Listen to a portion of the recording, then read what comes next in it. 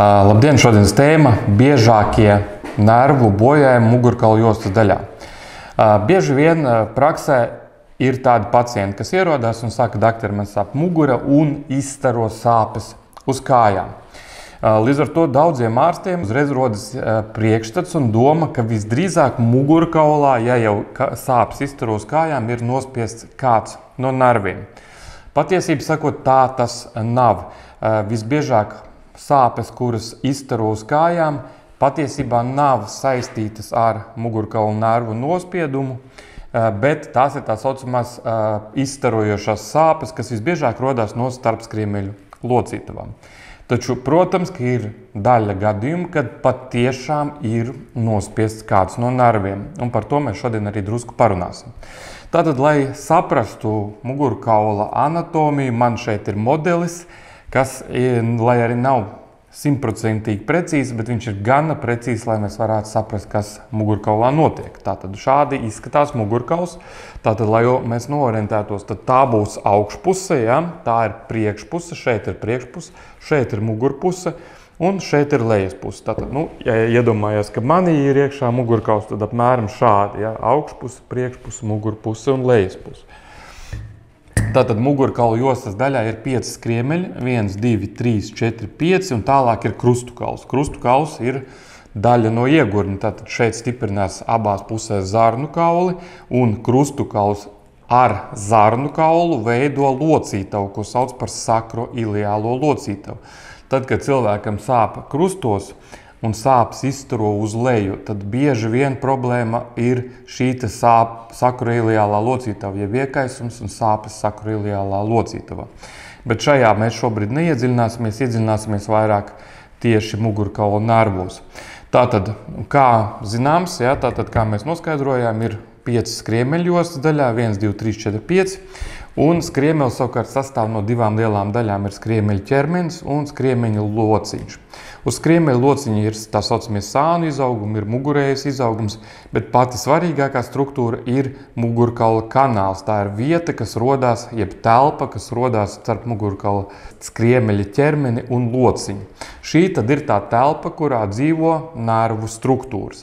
Pirmā jostas skriemeļa līmenī beidzās muguras smadzenes, un tālāk par šo līmeni šajā kanālā atrodas tikai nervi.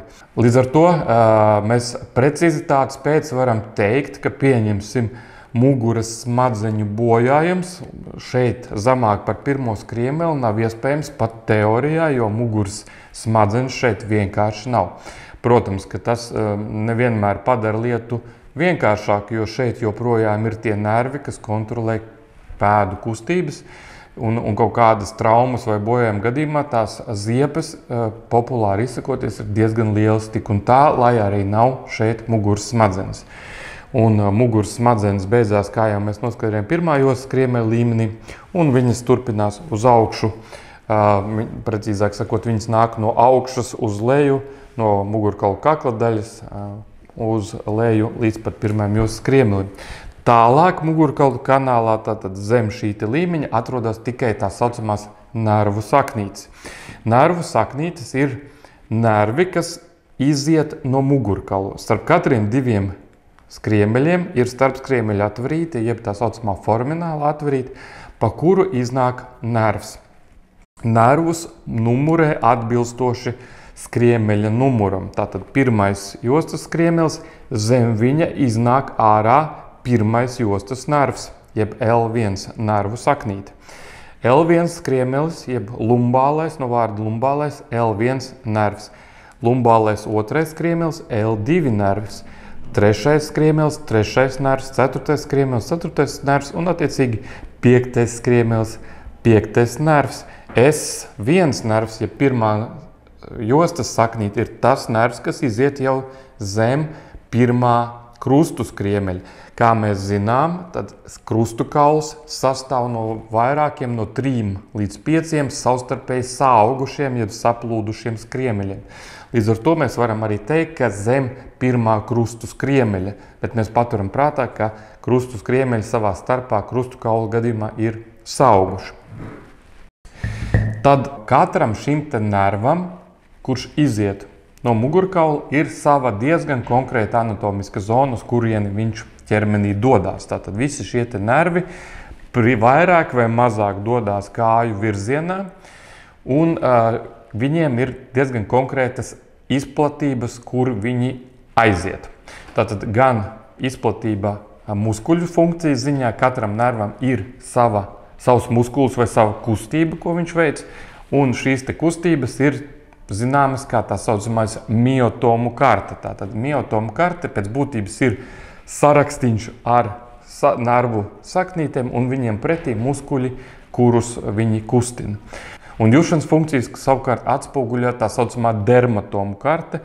Tātad karte, kur ir atzīmēti uz tāda cilvēka schematiska attēla, atzīmēti, kurais nervs aiziet un kuru zonu viņš ietekmē. Līdz ar to mēs varam arī pateikt, saprast un pateikt, pieņemsim, ja cilvēkam ir bojāts L1 nervs, saspiests vai bojāts, tad viņam klīniskā aina, jeb izpausmes būs atbilstošas L1 nerva funkcijai, ja tam atbilstoši nerva kustībai, ko viņš veic, un atbilstoši viņam dermatomam, ja, kas nesakritīs, piemēram, ar L5 dermatomu. Tātad šie te nav viens un tas pats. L1 nervu saknītes izpausmes ir citādākas nekā L5 nervu izpausmes. Šī vienkārša iemesla dēļ, tāpēc, ka L5 nervs iet uz citu daļu ķermenī, kā citu kājas daļu, un viņš veic citu funkciju, kustina citu muskuli. Visbiežākā problēmas vieta mugurkaula jostas daļā ir starp 4. un 5. skriemeli un 5. S1. Kāpēc tā ir? Tāpēc, ka biomehāniski uz šiem te starpskriemeļu diskiem un uz šo te kustības segmentu starp 4., 5. un L5 S1, tātad starp 5. jostas skriemeli un 1. krustukaulu, šajos kustības segmentos ir vislielākā slodze. Un šajos segmentos ir vislielākā slodze biomehāniski, un līdz ar to rodās vislielākais risks kaut kādam bojājumam. Bojājumi var būt diska trūces, tātad starpskriemeļu diska deformācijas vai izspiešanās, kas var nospiest kādu no nerviem, vai arī biežākā mugurkaula saslimšana ir mugurkaula jostas daļas stenoze, ja mugurkaula kanāla sašaurinājums, kas var iespiest nervus.